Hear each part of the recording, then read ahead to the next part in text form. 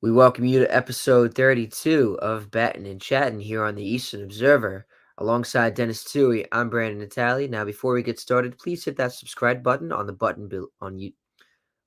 Please hit the subscribe button on YouTube to be kept in on the loop on everything Eastern Observer, and most importantly, Battin and Chattin. Our show can be found on Apple Podcasts, iHeartRadio, Spotify, and wherever else podcasts can be found. Our show is also presented to you by Black Cats NYC. Be sure to download the newest hit single, Nothing's Gonna Stop Us, which can be found wherever music is found, whether that's Spotify, iHeartRadio, SiriusXM, Satellite Radio, and many others. Dennis, how you doing tonight on this fine night? Hanging in there. Doing all right. I miss baseball. I miss I baseball just too. saw the I gotta get this cat's name, man. This is not a good way to start the program. But did you see the guy from Venezuela that pitched a no-hitter in the Latin American Championship? No. Or playoffs or whatever, the tournament. Venezuela baseball player throws no-hitter. Oh man, I sent it to myself. Here we go. Yeah. Angel Padron. First Caribbean Series no-hitter since 1952. Would you like me to read you about it? Go ahead. About it? Later. The Caribbean Series began 75 years. This is from Manny Randhawa. They're at Lone Depot Park. Hey, I was there around this time last year. The Caribbean Series began 75 years ago on Wednesday night. On Wednesday night, something transpired that only occurred once in the history of the tournament, a no-hitter in a 9-0 rout of Nicaragua at Lone Depot Park. Venezuela's Angel Padron not only tossed a shutout, but he didn't yield a single hit. The last pitcher to finish off a no-hitter in the Caribbean Series was Tommy Fine for Cuba on February 21st, 1952 versus Venezuela. The 26-year-old left-hander has spent 5 seasons in the Red Sox farm system from 2015 to 2019, struck out 4, and the only barrier standing between him and perfection on this night was the walk he issued in the 8th inning. Whoa. He needed just 88 pitches, 57 of which were strikes. So isn't that the Maddox below 90 in a complete game or something like that? Padron had more than enough run support from Venezuela's lineup. Ramon Flores opened the scoring with a 2-run single in the fourth inning. The 4th inning. Jeez. And Alcides Escobar. Hey. Here's a big leaguer. Ground ball that resulted in a 4th inning double play brought in Venezuela's 3rd run. In the 7th inning, Jose Tovar doubled in another to make it 4-0. His name is familiar too. I think he's on the Mid-Twins, isn't he? Venezuela rally. All right. This is the breakdown of the game. Yeah, man, this is cool. Good for him. Now, It's hard to watch here. I think they have it on ESPN Plus, or they did at one point. Do you follow the Caribbean Series news at all, or I see it as I get it? I got to be honest with you. I don't usually seek it out. I'm a hopes guy. So this time of year I'm occupied. But yeah, man, this is cool, man. This is really cool. Yeah. I'd say so. Right? Yeah. I mean, that's pretty cool info. Yeah. Yeah, I wonder if under MLB they have. I doubt that. But yeah, I guess not. I doubt that, yeah. Yeah, I was trying to see if under like the MLB blurb they would have it, but I guess I'd have to go to MLB.com for more information on it about games, schedule, things like that. But I keep seeing people post about it on social media. But also, shockingly, I follow a ton of baseball accounts. So I guess that would explain also why I'm seeing it more than other people, but still not like following it enough. Right. So, I mean, I think it's cool, man. I always like, how I am with international tournaments and stuff like that. I get all. Oh, yeah. You were at the World Baseball Classic. I get so squirrely with it. I really do. That I, must have wrote, been fun though. I was recently rereading the piece I had written about my time in Miami for the Eastern Observer website, and like it kind of like made me excited again reading it. Yeah. So good for No, him, man. yeah. No, Hopefully, I he gets agree. another gig in the bigs or in the minor leagues. 26, that's young, bro. Who's that? Um, Padron, the Oh pitcher. yeah, yeah, yeah. It didn't say. It said he was in the Red Sox farm system from 15 to 19. He's only he's only 26. So the math there, I got to be honest, the math there is kind of throwing me for a loop. But I'm not exactly a savant to begin with in that regard. Because I mean, that's only what he was. What 17 when he got drafted? I guess. Oh, okay. I guess that makes sense. But still, he didn't get another shot after that. He threw a no hitter. You know, somebody somewhere is going to say maybe just bring this cat in. So, Yeah, no, they should bring him. I know the Mets could use him. well, I certainly know the Yankees could use him. We have three I don't starting know. pitchers: You guys got Stroman, you guys got Cole, Cortez, Cortez. Rodon. I Don't mean, have so he anybody would else. fill that fifth spot. I mean, you know, not trying I, to, I wish we could not, have kept Michael not trying King. to. I don't know if I'm allowed to say this on the show. Um, not trying to. Rip it. I'm not trying to. I'm not trying to rizz up the Yankees rotation, but they got a good rotation, and that's coming from a Met fan. Yeah, I mean,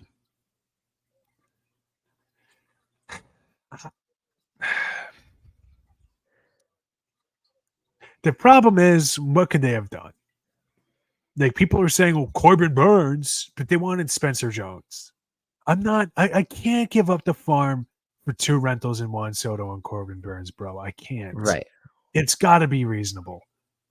The Brewers are not going to re-sign him. He went to the Orioles. Do you really think they're going to re-sign him?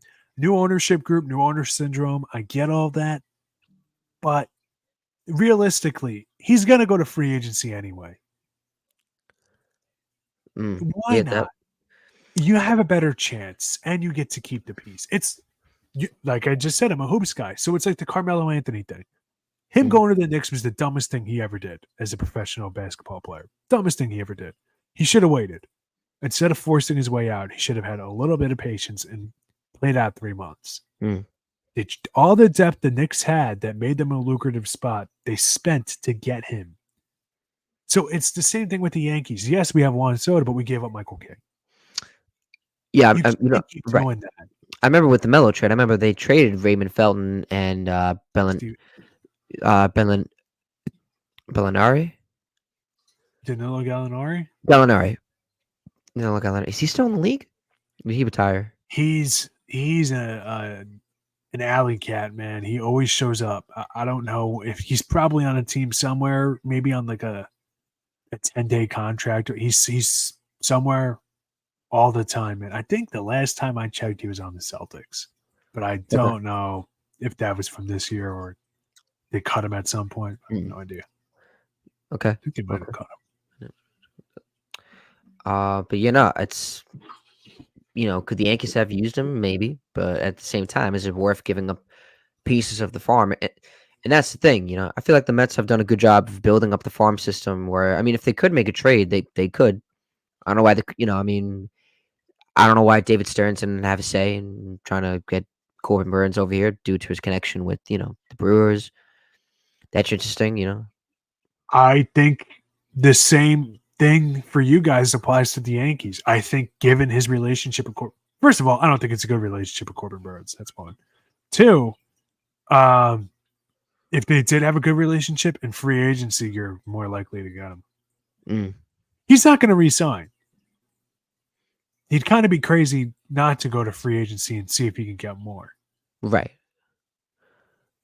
Unfortunately, as with Juan Soto, Mm, realistically, if you're that caliber player, you should always go to free agency as much as you can. Right. Ideally. However, in that kind of scenario, first of all, I don't know if the Mets piece of it, and then we'll actually talk about the team that did get Corbin Burns, the Orioles. The Mets piece to it, I don't know if if the Brewers would want to trade with the Mets after losing Stearns. That I don't know. Some teams, That could they be get a reasonable. little squirrely like that. I also don't know if Corbin Burns and Stearns got along. They never offered him a contract, something that Burns was extremely vocal about, much more so than other players in baseball. Certainly for, the wonder bread that is Major League Baseball, where guys just don't say anything of personality. And they lost, and I forget if Stearns was still in charge at the time, but he lost an arbitration and wasn't mad, livid about it, and was very vocal about that. So I don't. Once again, like, if I'm a Met fan and I'm thinking that he can sway Corbin Burns, it's definitely a coin toss. Like, it doesn't seem like the Brewers and Corbin Burns. Like, the vibe I got, and this isn't being reported or anything like that, I'm not plugged in. The vibe I got just reading reports and hearing MLB Network and the fixins, I kind of get the vibe that if the Brewers called Corbin Burns up about a contract in the free agency, they'd get left off the phone. It did not seem like he enjoyed it. They also should have extended him, but what are you gonna do? Hindsight's 2020, right? Same thing. I thought they were crazy for letting Woodruff. Oh, whatever. I'm sick and tired of these teams just not putting in an effort to keep their guys. I'm over it. Yeah, it goes the same with the Mets and Pete Alonso. I know that David Stearns keeps saying, like, he's going to be our first baseman. Trusted. He's a priority for the team. Well, I mean, if he was a priority, he would have been locked up by now. But then again, at the same time, I think it's going to go the same way it happened to Aaron Judge, where, Aaron Judge, he took a chance, he took a gamble on his season. It wasn't until, I remember they offered 7 years, $213 million. He's like, nope, I'm worth more than that. And, he cashed in. He had one of the best seasons ever for for a hitting player.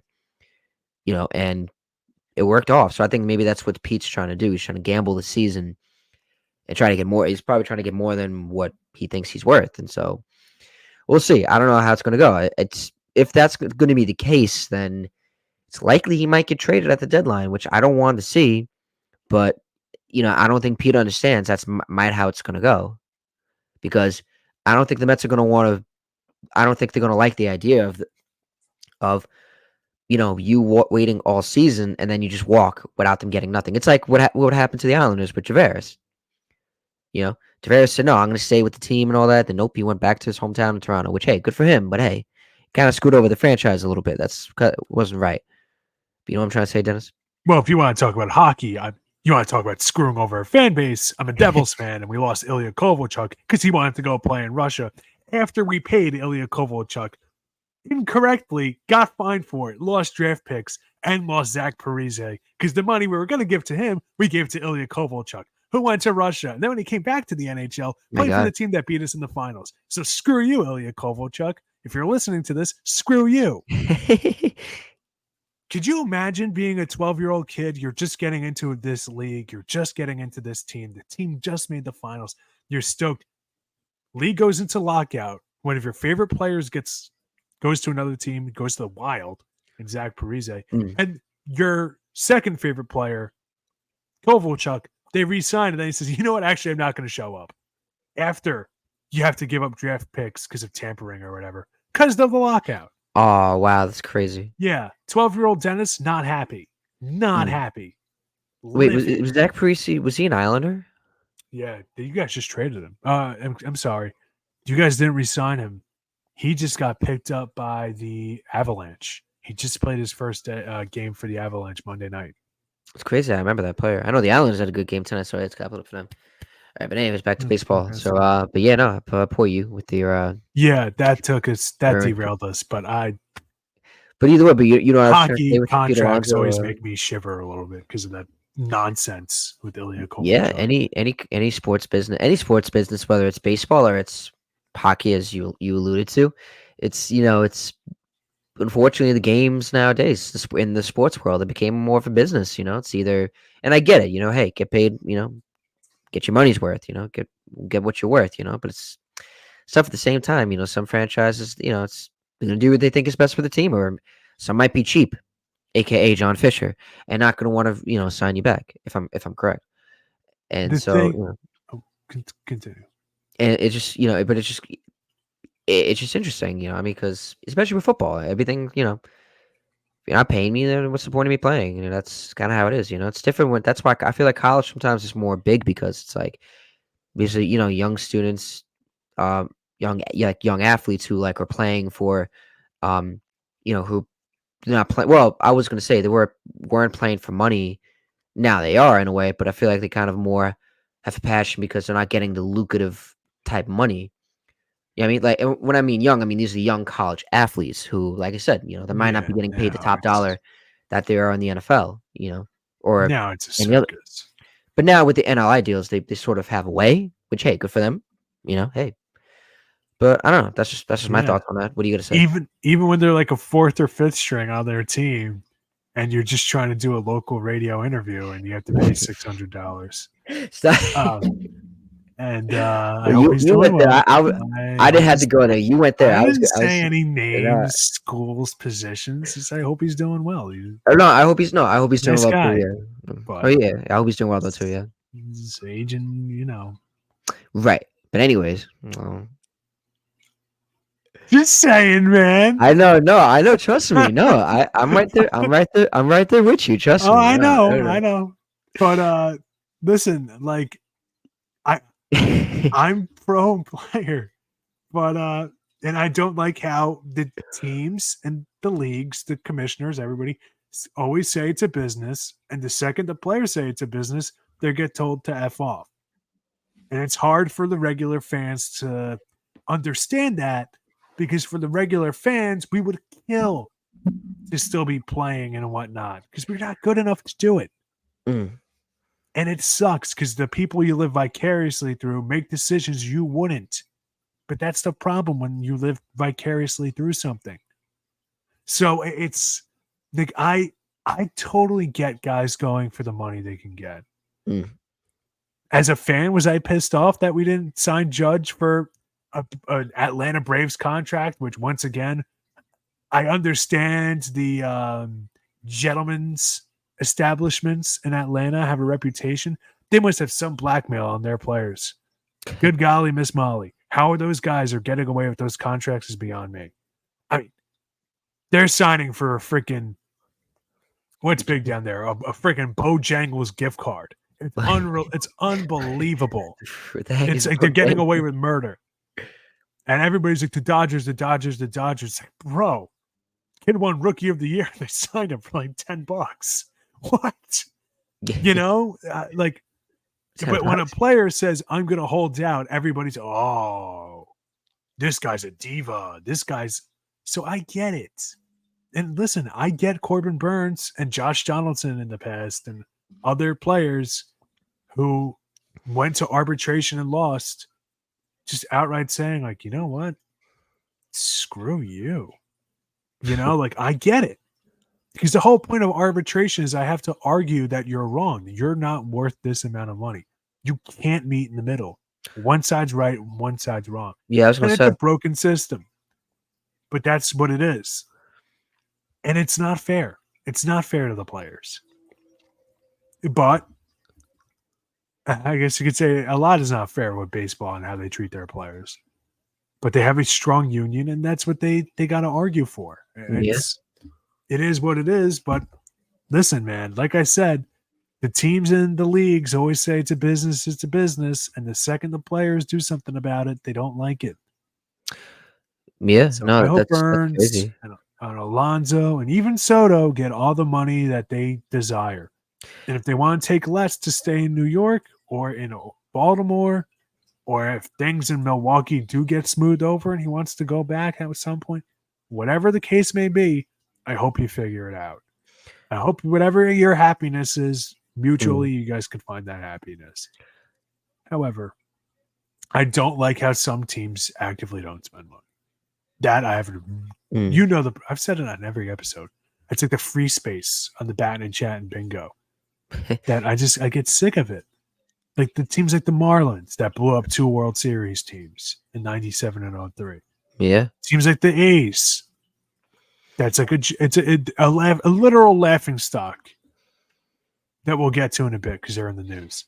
Yeah. But it's. I'm glad to see that the Orioles are making moves, especially with this new ownership. That hopefully they can, even if they don't keep Corbin Burns and he doesn't torture the AL East, that'd be nice. But if they spend money to get players and are active and whatever, because I kind of like the way the NFL has gone, where it's going into opening day, you don't know who's going to win the Super Bowl. Because realistically, 20 teams are good enough to make the playoffs. And that's fine. That's great. Even the same thing with the NBA. Going into the NBA this year, only 4 teams you really think are out. 26 are still in. Right. So, that's fun. Baseball, I don't want to hear anything about market size. It's do right by your players, man. It's not hard to keep your guys happy. I guess I was going to say, even if you offer an extension that's unrealistic for the guy to accept, at least put in an effort. But then I'm thinking that might piss him off even more. But at least make an attempt. You'll be more plugged in than I would. Have the Mets made an attempt at extending Alonso? I believe they've offered him the contract. I think it's more the years they're worried about. Makes sense. So that's really it. I think they're on the same page in terms of the money, but at the same time, I don't think it's the years that I think get to them. I don't know if it's where he wants to stay for like 5 years. They want to give him 9. I think he wants maybe like an 8 or 9 year deal. Maybe they Players want usually want more. maybe like they're not on the same page on that. Maybe Mhm. if I'm correct. Now I remember I remember when he was fighting his arbitration case. I remember we went to the game when he walked it off. Yeah. That Astro, and I remember the next day. I think it was one of the very next couple of days. He signed for arbitration. Like he won that case. If I'm correct. Arbitration is tricky because I don't understand. I would love to get interview somebody from like the MLBPA or something like that to understand more of the economics of it. If I had a Aaron Judge type talent or a Juan Soto type talent in arbitration, you're out of your mind if you don't think I'm going to throw that arbitration. Whoever I'm sending in there, hey, listen, do the job for us, brother. Just if you win this arbitration, you're going to have some problems. Lose it, throw it. And I understand somebody will say, well, that's wrong, and that's collusion, and that's whatever. Collusion's in every sport. I mean, just look at the teams that tried to sign Lamar Jackson in the offseason. Whoops. Yeah. So, I mean, if you don't want to tell me that's not collusion, I don't know. In baseball, they got sued for that in the 80s. I don't know if you ever read up on that. What's that? Robin Yount and Paul Malador. No, I don't know if it was Robin Yount was involved, but Paul Malador took the Brewers to the cleaners, man. They I think it went to a federal Supreme Court or something like that. He sued them for collusion, and he won. Paul Malador, I think, is doing good for himself financially. Let me just put it to you that way. Took Bud Selig to the cleaners. But Corbin Burns did get traded. Do you want to hear what it was for? It's got derailed 10 different times. And that's a heck of an ad to see right now. But yeah, I don't understand why I'm on ESPN.com and a lingerie ad is on my computer. But not complaining. And yeah, so this is the Corbin Burns trade. Corbin Burns was traded to the Baltimore Orioles for some prospects and a draft pick. Rare. You don't see this often. You do not see this often. Trade. No, you don't know. CBS Sports. They're really viable. He got... here we go. Baltimore Orioles acquired Cy Young winning righty Corbin Burns in a blockbuster trade with the Milwaukee Brewers. The Brewers will receive 2 young players in shortstop Joey Ortiz and left-handed pitcher DL Hall, as well as a competitive balanced round draft pick in July's draft. So basically, the teams that suck get a draft pick, and the teams that don't suck don't get this draft pick in this round. But if you do suck and you don't want to have that draft pick, you can trade that "I'm sorry I sucked" draft pick. Okay. That's how it works. Explained to you by me. So Thank you, Dennis. hopefully that's not too confusing. I went this route instead of the teaching route for a reason, folks. But either way, just looking at the trade, it's definitely the Orioles. I feel like they definitely changed a lot of their perspective from like the way they've been viewed in the over the span of like 2 seasons, which is remarkable in my opinion. I feel like it's so quick for. I know we asked Gene Larkin this, but like I feel like it's definitely quicker to rebuild. I feel like it's definitely quicker to rebuild in baseball than it is in. I mean, I don't know. Like if you have the right GM, the right organization, the right and like you hit on your picks or players you draft, you develop in the farm system, or you sign players in free agency, you hit on those players like it's like you can go back to relevancy. You know what I mean? I mean, look at Texas.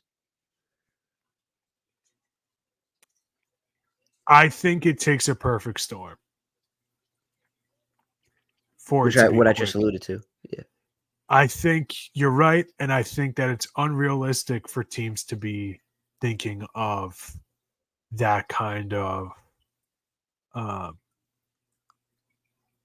wow. Okay, hold on. I have something on the Orioles, but it's not like breaking news or anything.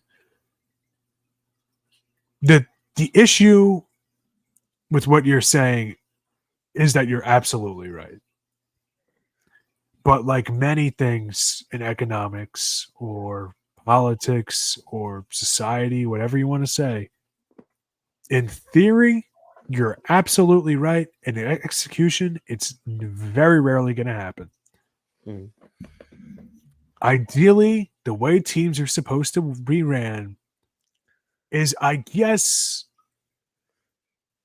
almost similar, not the same to like the trickle down theory of economics, right? Of you give money to the rich, that money will be recycled to those that work for them, whatever. Right? Very people will pick it apart or whatever. That is the very like core kind of explain to me like a kindergartner or a way of saying it.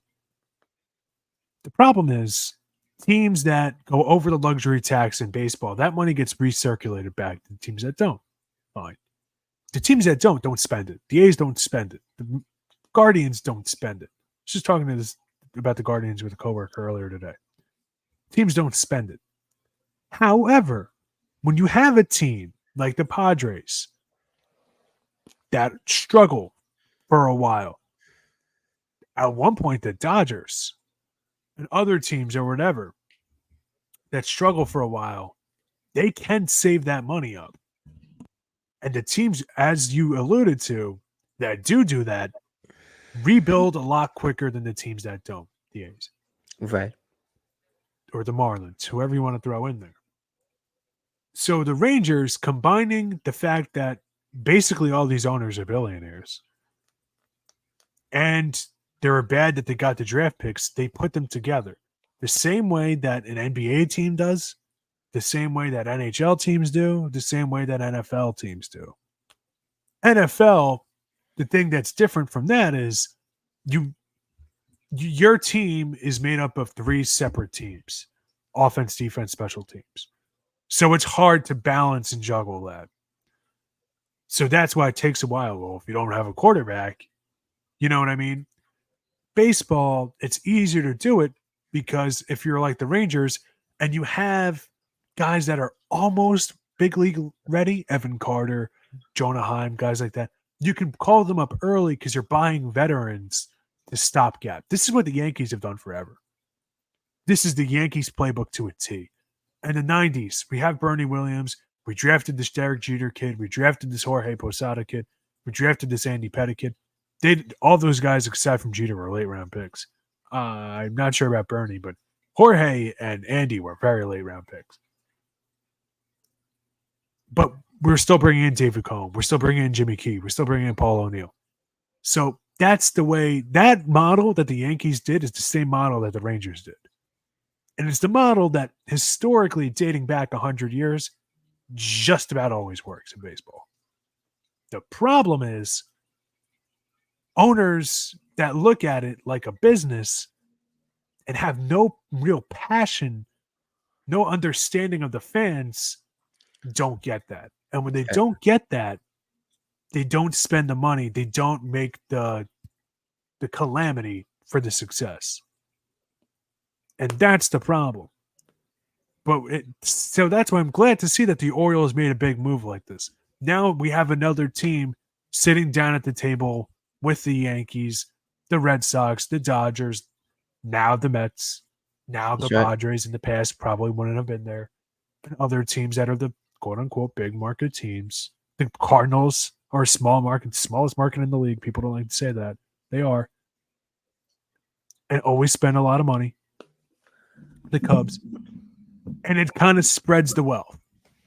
So I'm glad. I'm honestly, it's like bittersweet for me. It's my opponent. It's the Orioles that got Corbin Burns. But I'm glad that we're seeing a team do their model. Young guys, Jackson Holiday, Jorge Mateo, Matt Brash, a lot of young dudes, Gunnar Henderson, Adley Rutschman. And now you're bringing in the hired guns. 100 years, this is said that this is the formula that's worked. And guess what? I don't care what the analytics people say, your whatever gibberish stat acronym you want to throw out at me. This model will also work 100 years from today. It will always work. If you have the care, the money, and you have the skill, the developing and drafting, and you put it together, the output should be winning. Even if it's not a World Series. Even if it's not a World Series. As a Yankee fan, am I mad that we haven't won a World Series since 2009? Yeah. Am I disappointed? A little bit. Can I be like pissed off that we haven't? No, it's unrealistic to think. Right. The Mariners just made the playoffs for the first time in 20 years, 2 years ago, or a year ago, whatever. So you have to be reasonable. I like it. I like it for them. Once again, I'm mad that it's my opponent, but what are you going to do? I think this makes the Orioles the favorite in the American League. According to Caesar Sportsbook, they are 1, 2, 3, 4, 5, 6, 7, 5th, 36th. Sixth favorites behind the Rangers, the Astros, the Yankees, the Braves, the Dodgers. And just ahead of the Phillies, Blue Jays, and Cubs to win the World Series. Okay. Not much of a gambler. It's at plus 1,200. Orioles. If I was a gambler, I would say that doesn't seem too unreasonable to me.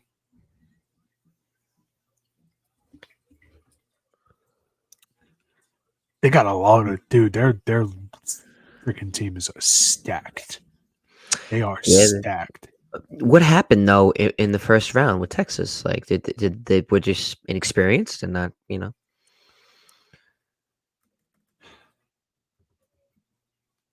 That's a good question. And this is the part of the game that numbers and analytics, despite them trying to justify their jobs, can't explain. It's not about the X's and O's, Brandon. It's about the Jimmies and Joes. Hit it where they ain't. Whatever you want to say to get you through the night, basically, to get at some point, it really does come down to, and I saw it a lot as a Yankee fan as a kid, my team is just winners. It's why Derek Jeter is a near unanimous Hall of Famer. It's why Mariano Rivera is a unanimous Hall of Famer. There's just some guys that are better at winning. When it matters most, you have to elevate your field of play. You can sit there and say, like Derek Jeter said in the Captain documentary, you can sit, I'm coming off of such a Yankee shill tonight, but you can say that it's just, Derek Jeter said this, you can say that it's just a regular game. It's not just a regular game. And that's the problem. When teams, this was big with the A's, and they haven't won since the 80s. Teams keep saying that you can control everything until you get to the playoffs, then it's a crapshoot. Brandon, it's a crapshoot? I'd say If so. I have a bunch of guys and I'm in the playoffs that are hitting 250 with a league average OPS plus, and I'm going up against 4 all MLB caliber players or all-star caliber players, and 5 guys that are worse than the rest of my lineup, but those guys are significantly better than my guys, that's a crapshoot? Oh, by the way, they also have loaded pitching. Oh, and their manager already won 3 World Series, coached in Ford. There are teams that this goes into it. You Yeah. put winners together. I don't get it in baseball. This is the way we talk about it in hockey. This is the way we talk about it in the NBA, certainly, ad nauseum. This is the way we talk about it in football. For some reason, we've gotten so far from baseball that we haven't just admitted that you play to win the game. Was it Jim Mora? No, that's Herm Edwards of the New York Jets. Oh, right. I always get him in playoffs confused. Playoffs. Playoffs? They're talking about playoffs? You kidding me? But yeah, that's you play to win the game, Brandon. That's just That's what right. it is. Herm Edwards, yeah, that's right. Hello. Dude, I'm so mad we don't get coach press conferences like that anymore. The early 2000s was really a wild time in America. Oh, 100%. Oh, especially more in football, if anything. I don't feel like baseball you really don't get I know Terry Collins, but the Mets he used to get pretty frisky. I'm in the jackpot here. You're at the game, right? You're at the jackpot game when Syndergaard threw at Utley. I was at that game, yeah. I saw I'm that in the jackpot right in here. front of me. I was thinking about I think I was thinking about that today. A lot of people give the umpire a lot of credit because of how he handled that, like the one that's mic'd up Yeah. for how he handled that. I give him credit. I feel bad for Terry. I mean, at the same time, I remember just seeing Terry. Like, I remember seeing everything from a distance because I was on I was at first base. I was in the right field, or right field, like, by the first baseline. That's kind of where I was. I just remember seeing him go nuts. The whole stadium was ready to charge. Like I said, I'm not advocating for violence, but like I said, their whole stadium was ready to charge the field. Just angry at the fact that just what happened. I remember just listening to I remember seeing the replay of, like, just the video. You remember seeing Rene Rivera, who was catching. He's in shock, like, he's just automatically, like, arguing with the umpire, like, I wouuld have too, "Hey, like, what's going on?" Like, and you see Neil Walker, who's kinda like, like, "Shouldn't there be a warning before, like, anything?" And it's true, like, it's just, "Nope, you're out of the game," and, I was at that game, but, that's more of like an ejection. I'm talking like an ejection from the game. It's more. I remember Terry Collins used to go nuts in the press conferences. I remember when Wilmer Oh, Flores got traded. I remember he was like he went off on the media, and then I remember when the Mets were kind of having a bad year in 2016. Like not a bad year, but like they were in a slump and they kind of needed a fire. And that's the thing about Terry Collins. Anytime like he gave his team a fire or a spark, like this team needed a fire or a spark, he was that guy to give it. And the Mets had the talent to do it. He was the guy to push them. yeah. And that's a part of it.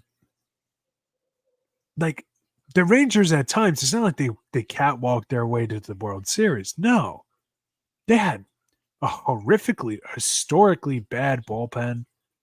They had struggles, they had injuries. Like they had moments where their season was on the brink, but that's why you bring in Bruce Bochy. It's why you spend the money for these guys, man. And speaking of not spending money, the A's. Oh, ouch. The mayor of Las Vegas comes out and Yeah. says, the A's, I don't want you. Now, technically, I looked into it. The proposed stadium, will be in another county or city, something like that. So really, her opinion means squat. But from a social perspective, the mayor of the biggest city in the state, that's turning heads. Right. You know how I feel about this. I don't want the A's to move out of Oakland. I don't. I don't think Especially anybody. with I don't that think anybody does. poor owner, that bad owner in charge of the team. I come off as anti-owner. I'm really not. I'm just anti-unfairness. Right. What are you gonna do? But yeah, this is the new news in that regard. This is interesting. So, Rob Manfred, league commissioner, says he'll be disappointed if A's Vegas Stadium not open by 2028. I would be disappointed if we didn't open that stadium opening day 2028. Said Thursday from the owners' meetings. In terms of an interim home from 25 to 28, I'm comfortable with where they are in the process. It's not like we don't know where they'll be in 24. They're doing a good job of exploring them and finding the best possible opportunity. So I've made my opinions very clear, although not in a while. So a brief catch up for the listeners and viewers. I don't think that we should keep rewarding bad owners with taxpayer money. 100%. I also don't think that a stadium that's been dilapidated since the 80s, and we spoke to this about Gene Larkin. We spoke about this with Gene Larkin. Virginia. Yeah. That he said that he didn't like playing there. And by the way, this is if you guys are on YouTube, you guys can check out our primetime rundown interview with Gene Larkin. Yes. And he talked about how he didn't like playing there. Every single player talked about how much they hated playing there. A couple of years ago, there was sewage in the dugouts. There's possums, dead possums, Yeah. raccoons or squirrels, something like that, in the Mets broadcast booth when they were there earlier this year. They put in zero effort to avoid this. No renovations, no basic renovations. I think they got something. I don't know enough about this to really be married to it or go into details or even pretend to. But I guess there was a big earthquake in 2014 and they got some kind of something for it. Where the money went, Lord only knows. What I do know is this team's entire culture has been built on being cheap for 25 years. Yeah. I mean, look at Moneyball. That's what I'm getting at. Yeah.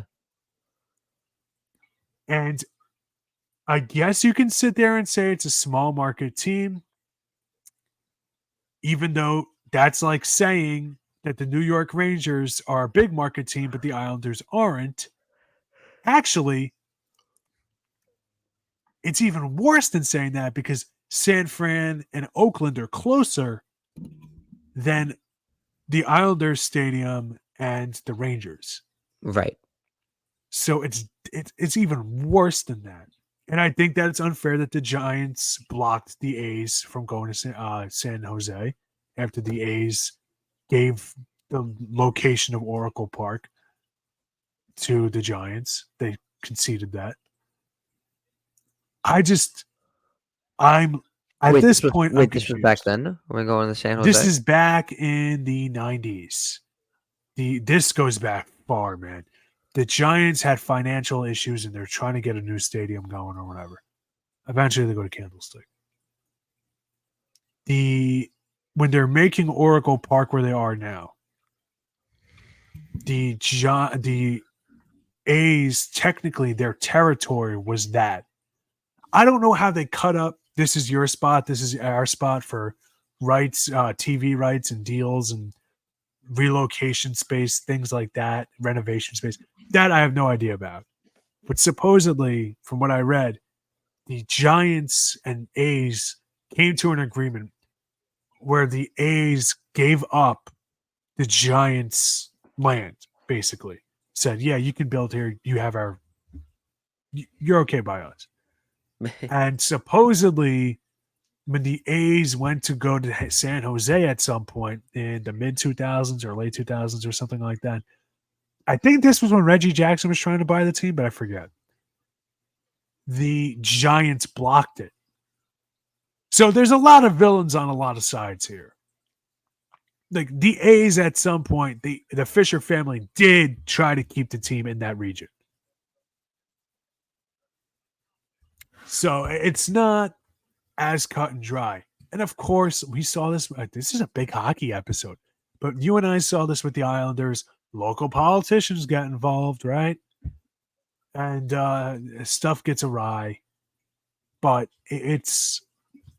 I'm curious to hear what your thoughts are. My thoughts are I'm getting a headache. And anytime I see uh, Ken Rosenthal of the Athletics say anything about this, he says he's very doubtful this team goes to Vegas. But I'm curious to hear your thoughts. What are your opinions on it? Yeah, no, I think it's definitely crazy. I know that definitely turned a lot of heads when the mayor said that, and I know she actually retracked on her comments, and she actually posted something on social media. I wish I had the photo of it. I would have brought it up for us. I think, they definitely should stay in Oakland.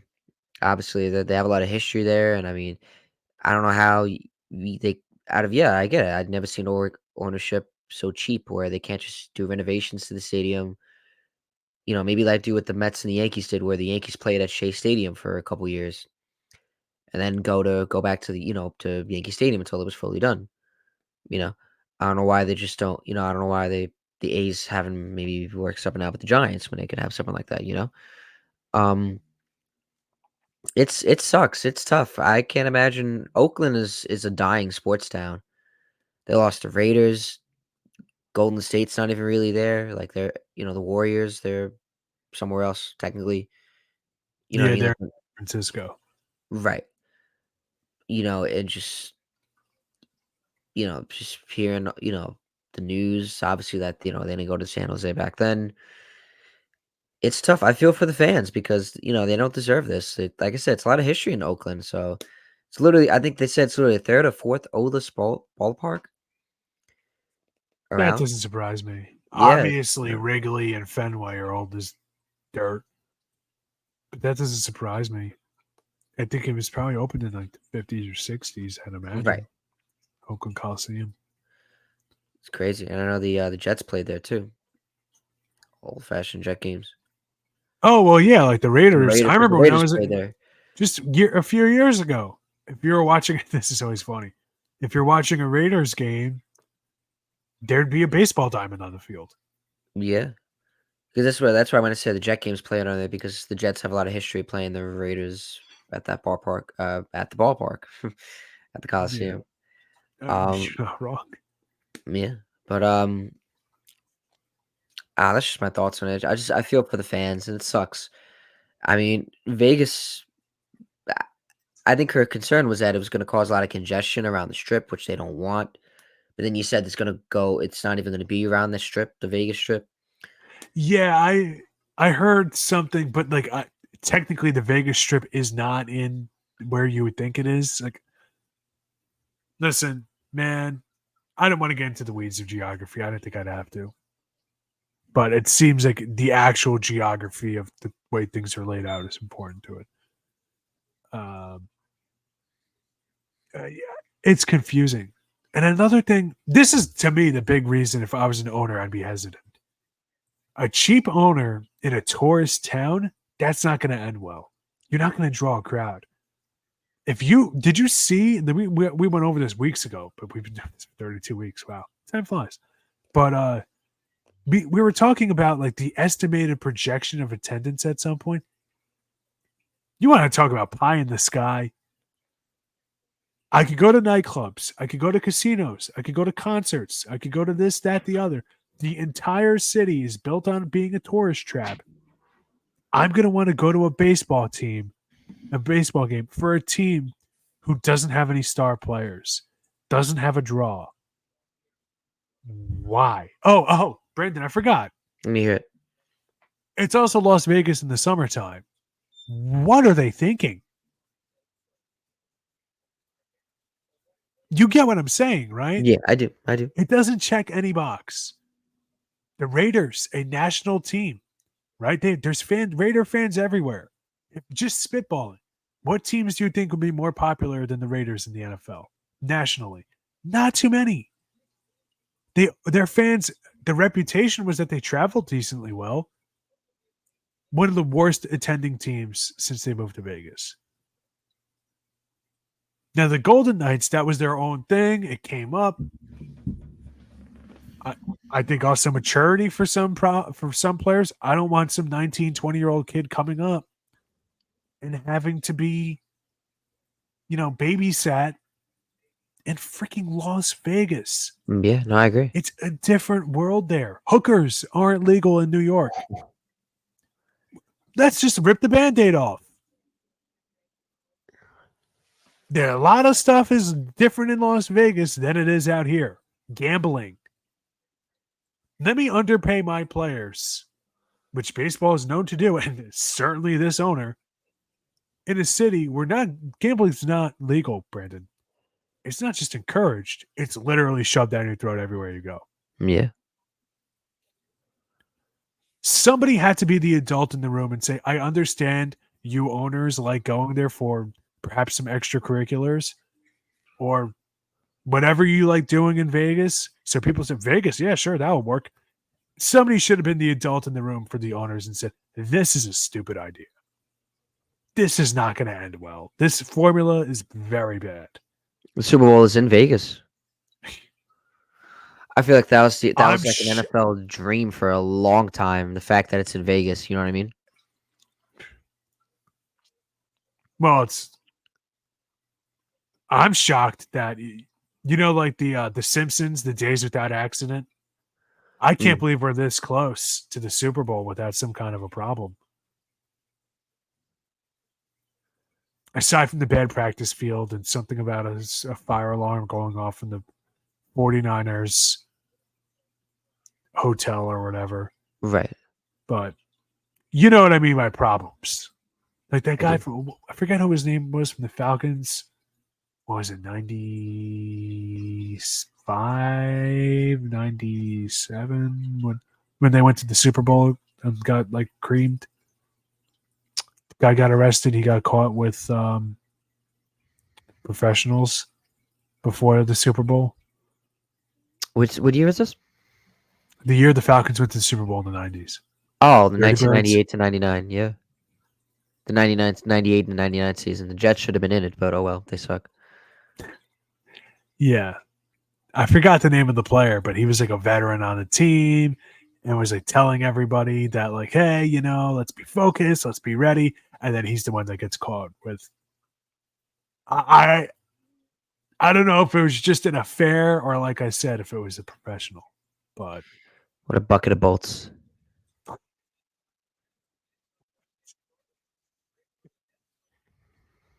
Yeah, I'm trying to think of anything else that's topical. You guys got. I guess one thing I wanted to ask you. I know I was talking about it at work. Out of all the sports teams in New York, sure, whether it's baseball, football, hockey, or even basketball, which team do you think is capable of winning the championship? Like bringing home a championship to New York? What? Winning a championship first? But like the next coming years. I think the Knicks are coming out of the Eastern Conference. I think they should be the favorites to come out of the East, especially after the trade deadline. This is a baseball show. I won't get into the weeds. I think the Knicks, if you're a Knicks fan, you should not have been happier than you were maybe in like 1999 when they actually went to the finals. Yeah, that's true. Very optimistic time if you're a Knicks fan. I'm a Suns fan, and I have been for a while. Not a front runner. I covered the Suns last year, so I'm not saying this. I have no dog in the fight. The Knicks are an extremely talented team. And they've also kind of been a thorn in the side of the Celtics lately, or who they're catching. And anytime Jalen Brunson has played Donovan Mitchell in the playoffs, he has smoked him and put a little barbecue sauce on him. It's been brutal anytime they played each other in the postseason, dating back to the whole Dallas-Utah piece. So if you're a Knicks fan, buy stock. my stock in the Knicks, man. They got a. Oh, I almost dropped my glasses. Mm. The Knicks. If I'm ranking, I'd go Knicks, Rangers, Yankees. From there on out, it's kind of a crapshoot. I was hoping it would be my Devils. But they're not New from New York York. market. New York market. But Meh. this year has not been good for us. But Jack Hughes is coming back soon. If he's not back already. Casual. But I'm excited for baseball to come back. I'm ready for it. I am too. So let me ask you something. Let me. Your Mets. What are you? Where are you guys? How do you feel? Do you think that you guys are missing things? I would like them Like to sign JD realistically, Martinez. That would be fill up the line. They're really not on paper. They're really not damn. that bad. I feel like the bullpen's kind of a little slept on. They've added some depth. They have some good pieces. I like the moves they made. They haven't made a big splashy move and made. They don't need to. We have the farm system and they signed some decent players. I'd like them to sign JD Martinez. They have some bats. Harrison Bader. Obviously Pete Alonso and a Marte and a Nemo and Lindor, you name it, they got it. Alvarez hopefully is going to come into his own this year. He had a decent rookie year. Now he's hopefully going to come into his own. Um, Now, if they can sign JD Martinez, that'd be great for the DH spot. They don't need to worry about that. That was the big question mark last year. Who's going to be in the DH? And so, hopefully JD could fill that spot. They said they're nowhere near a deal, but hopefully that changes soon. I would love for them to get JD Martinez. Dennis, that would be amazing. Well, that was my pick from before when the playout, like the free agency started. My pick was JD to the Mets. Set it on here. So I would love that for you guys. I want to see a Subway Series. I was born July 15th of 2000, so I was a little infant. I didn't watch the World Series that year. But my dream is to see a New York Yankees Mets World Series, and I think JD Martinez would help you guys get there. You guys just signed Shintaro Fujinami, who was with the Yeah. Orioles and A's last year. Deceptively high ERA. Uh, the A's, oh my God, they use that poor kid as a sacrificial lamb. Jesus. They did you I like religiously during baseball season I have MLB Network on 24/7 while working on stuff. So I would watch it and I would see the A's games and they would use him as an opener, but if he did bad, they would leave him in. If he did well, they'd take him out. He went to the Orioles and there were signs of improvement like instantly. Yeah, who would have thought a change of environment from that being told basically like we're gonna lose to a team that's like trying to help him improve and whatnot. He's 29. Time's not on his side. He was in Japan for a while. Very wild pitcher, but the stuff is there, man. He's a high 90s, low hundreds thrower. He's got an arm. It's a matter of getting that kind of control. But I like David Stearns has an excellent track record with pitching, and I like that for you guys. An effectively wild pitcher. I trust the coaches and stuff like that, the development staff, whoever he wants to bring in. I really trust that with you guys. And those are the kinds of people you don't see headlines about, but those are the guys that make the difference. So I kind of Yeah. like that you guys are taking cheap flyers on relievers, especially this year. It's house money. You're not better than the Braves. You're not better than the Phillies. You wouldn't be, no matter what you did this offseason. I I think you just hope, guys are yeah. about on par with the Nationals. I think the Nationals are going to have a good season. And I think you might be a little better than the Marlins. I think the Marlins, in true Marlins fashion, the year after they make the playoffs, they always take a drastic step back. I think that's going to happen again. So I think you guys are in a pretty decent spot moving forward. But yeah, an extra bat, JD Martinez or somebody, especially JD Martinez, man, he's like a player coach. You hear guys talk about playing with him and how much they learn from him. That's very valuable, especially for a younger team. Brett Beatty, Alvarez, Yeah. other dudes, a right-handed contact hitter to maybe, even though he's an older dude, you don't think of him as needing mentoring, but Pete Alonso, changed the approach a bit and worry more about like contact and not always trying to hit a home run. I don't know. I'm not a coach, Mm. but kind of, you know, the captain of the team is obviously Lindor. We know that. But the leader of the team could be someone different. Hmm. Could be JD. All right, but I think you think that wraps up the show. Yeah, I don't got too much else. The Yankees did a trade with the Dodgers. We got a reliever. I don't really see anything. I'm checking. Oh, Clayton Kershaw went back to the Dodgers. Wow, I'm shocked. Gobsmacked. Hmm. Jock Peterson went to the Diamondbacks. I didn't see that. David Robertson went to the Rangers. Reese Hoskins went to the Brewers on a 2-year, $34 million deal. Love that for the Brewers. I like Reese Hoskins. There's still something left there. Tore something in his leg, but he's a hitter. What do you need that for, right? We need that for. No, but I like that, man. I think going into last year, he was one of those guys. If you looked at his 22 and his entire career, the shift really punished him. So I'm curious to see how he's going to do without that. Right. And good signing for them. That's what I'm talking about. Teams making moves for them. The Mariners made like 1,000 little moves. We'll see how that pays off. Gallo to the Nationals, Stevenson to the Angels, and Hader to the Astros. I think that's where we left off. So yeah. Okay. All right. So be sure to check out our revamped website at www.easternobserver.com for the latest news in the world of baseball and so much more. We thank you for joining us on another edition of Battin and Chattin. For my co-host Denis Tuohy and the entire Blackjack Media Group team, I'm Brandon Natale saying so long, and we'll see you next time.